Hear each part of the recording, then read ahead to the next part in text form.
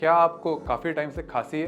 क्या ये खांसी टीबी हो सकती है? आइए जानते हैं टीबी के क्या क्या लक्षण हैं। लंबे टाइम से मतलब 2 हफ्ते से ज़्यादा खांसी या खांसी में खून आना, भूख नहीं लगना या वजन कम होना और बुखार आना, और वो भी शाम के टाइम, ये टीबी के लक्षण हो सकते हैं। लेकिन ये लक्षण सारे ना भी रहे तो भी खांसी ज़्यादा टाइम से रहने से कारण आपको आपके डॉक्टर, पल्मोनोलॉजिस्ट या चेस्ट फिजिशियन से मिलना ज़रूरी है।